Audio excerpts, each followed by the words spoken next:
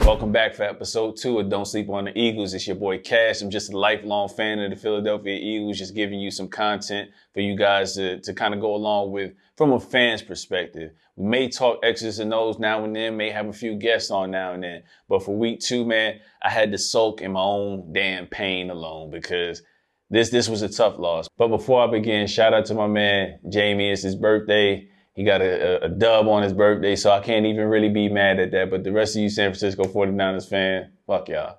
And I mean that from the bottom of my heart. This is not suitable for children, by the way. But anyway, man, so let's get into the game, man. So that first quarter is exactly what I wanted it to be. Of course, I'd love to be up big, you know what I mean, in terms of just running the score up. First game at home at the Link. We haven't started off 2-0 in a couple since 2016, and it's been a while.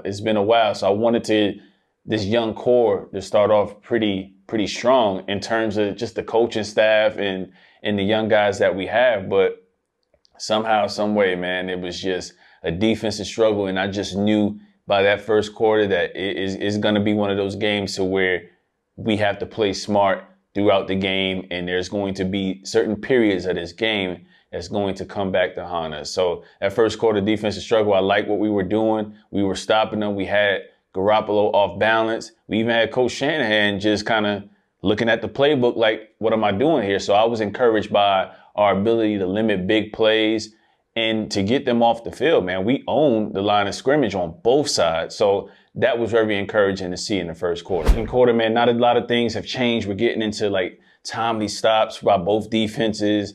You know, it's, you know, a tug of war here. Who's going to fold first? Who's going to bend first? You know what I mean? So we have an opportunity at this point to kind of go up, right? To be up 6-0, and then we get the block field goal. So at this point, I'm like, now I'm thinking, okay, this is going to be one of those times to where this may come back to haunt us, because in a close game like this, in a tough one, you got to have those points, man. But all different levels of the team, man. You have to execute. You really, really, really have to execute at this point. So after the block field goal, San Francisco gets it. We still stopped them, getting down to like a 2nd and 25. But if you remember from last week, I'm always cautious about this because it's 2nd and 25, but we give up 17 yards. And you know, that just gives teams confidence to me when you give up those big chunk plays. Yes, I know you're playing a prevent-style defense. However, you can't give up those big plays because it leads to confidence throughout the game that they can accomplish this. You know what I mean? So at this point, I'm really not too mad because we do get a stop on 3rd and 10 and we get off the field. But we give the ball back in that damn last drive. The last drive, man, it was tough. It was tough, man. And the reason why I say it is we outplayed San Francisco on offense and defense, in my opinion, in that first half. And to go into half down is kind of one of those things that when you're in a slugfest like that, when it's really a war of the defenses and who's going to give up what first, you can't have that happening. You know what I mean? They just marched down the field, scored. So halftime begins. You know, we outplayed them severely. And at this point, I'm thinking like maybe these guys have to be mentally tough to get back out there and continue to play the same way they played in the first half. You know, but Brandon Graham went out with that injury as well. I think, you know, just waiting to see what that's going to be like. So that may be a tough blow and a loss to us for, you know, the foreseeable future. I'm hearing it's an ACL. Hope not, but that's what I'm hearing. But you know, at this point in the game, I know we're still in good shape and I'm really not giving up, but I don't like the style of the game that we're playing and the inability to execute when we are in field goal range, when we are in the red zone. We have to execute at those points, and I just didn't see it occurring enough to give me a good feeling. So, you know, fast forward, you know, to about 5 minutes left in the third quarter, still slugfest going back and forth. So we got 5 minutes left, and at that point, San Francisco just proceeds to go on a 7.5 minute drive down to probably maybe about 10.5 minutes of the fourth quarter, and they go down and score. at that point, I felt like our offense didn't have enough. Just from what I saw in the third quarter, they just didn't have enough to do it. They got big plays here and there. Hurts was using his leg and things like that. So I'm encouraged by what they're doing. However, it's being stalled time after time. We're getting a play or two there, and then it's kind of getting stalled. So I'm not really encouraged too much, but okay, I'll take it.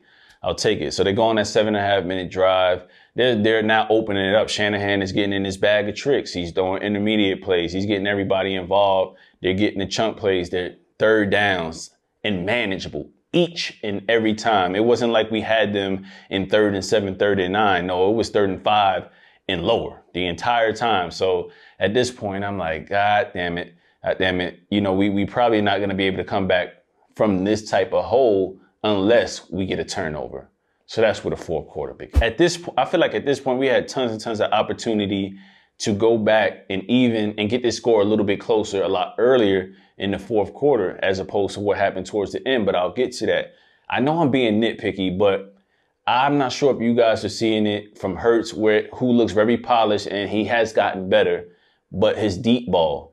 And he's never been known to have a big arm, if that makes sense. You know what I mean? Because I've seen it at Alabama. I've seen him play and go through his progressions at Oklahoma. He's gotten better as a passer. I just think that deep throw isn't quite there yet. And in particular, the one to Jalen Reagor where he had to come back to the ball on that deep pass in one of the earlier drives in the fourth quarter. I feel like if he could have completed that and hit Jalen in stride, then this is a different ball game. Yeah, I know I'm nitpicking, but the real killer is we had a chance to win that game, and those back-to-back penalties on Kayvon Wallace and Derek Barnett, that just, especially with the Derek Barnett one, that's just one of immaturity. Like, he's been in the league long enough to know to kind of calm that down. I know in the heat of the moment, we possibly may be taking an L, but you got to stick with it because there still was more than enough time to possibly get that ball back, even if, you know, San Fran kicked it back to us. So it's like kind of one of those things where he's like, damn, man, and Kayvon Wallace,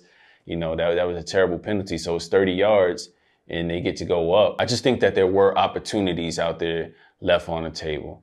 So this was a real valuable lesson to be learned, you know, by this young coaching staff, because pretty much everybody, this isn't their first time coaching, but in these positions, you know, our entire coaching staff and then some of our key leaders on this team, first time in these positions. So you have to capitalize on what good teams give you. And San Fran was a barometer test to see where we're at. I didn't get too high on the Falcons win because I know the Falcons are terrible. So this was my real test. And I did like what I saw defensively. We didn't give up a lot of big plays. We didn't look rattled. And here's my thing, man. How that fourth quarter in that third quarter drive, that middle of third quarter, 5 minutes left to a fourth quarter drive where Shanahan was mixing it up, you'd like to see more of that in the coaching play calls from Coach Sirianni, because we were going run heavy or we were trying to throw the deep ball, or it was Jalen Hurts on the ground. So it was kind of one of those things to where it's like, let's work that intermediate area. Let's chip them away to death. Let's go on one of those long sustained drives. I love the aggressive play calling, but at the same time, we have to stay on the field because you can see they began to wear our defense out. And that happens to any good defense. I don't care how great the defense is. It's just like one of those things, man. So overall, I'm encouraged. That game wasn't a blowout. I think we earned the respect of people around the NFL, including the 49ers, because they couldn't really feel secure in that win till about 5 minutes left. And not even then, because when we went up and scored and got that 2-point conversion, it still was a possibility that we can get that ball back. But, you know, Garoppolo and you know, those guys showed true veteran poise in being able to get timely first downs to be able to close it out. So I'm not mad at it. Shout out to the 49ers, man, and their fans, man. So good win, but lot to learn from. But next week, we got them Cowgirls, man. And I'm pumped. I respect them, but I'm pumped for this game. Please, Eagles, and I'm pumped for this game. But we can't lose this one. We got to go to Dallas and get the first one out the way, man. These games are so critical in the division. And number two, my shit-talking friends. I got a lot of Dallas Cowboy friends that don't know shit about football, don't know shit about sports, but all of a sudden they peek out the goddamn window when this time comes. I can't go through that for the next couple weeks. So we got to go to Dallas, march in there, get this dub in a convincing fashion. I want it to be a blowout. I want to be sipping on my cognac by the third quarter with no chance of it coming back. I want timely turnovers. I want it all. But we got a tall task. I respect those guys. I respect those guys over there. We got a tall task. That offense is something to truly be ready for. And with the loss of Brandon Graham, that's going to be a tough one to climb. So I'm looking forward to the challenge. We ain't ducking the smoke from nobody. I don't care what the schedule is. We got to go out there and win these games, because if we are to get to the playoffs, it's one of those things, man. You want to be battle tested. So with that said, this is Dallas week. Let's shake this one off. Let's go get this dub week 3. Know it's going to be on prime time, baby. So, hey, I'll be here. I'll be here, win or lose. You know what I'm saying? Subscribe to the channel if you like some of the content. Remember, subscribe if you're listening on audio. This is Don't Sleep on the Eagles, episode number 3, and I'll be right back with you guys on Friday to kind of give you my breakdown on Dallas and what I think are our keys to victory and some of the things that I'm looking forward to in that matchup. Peace.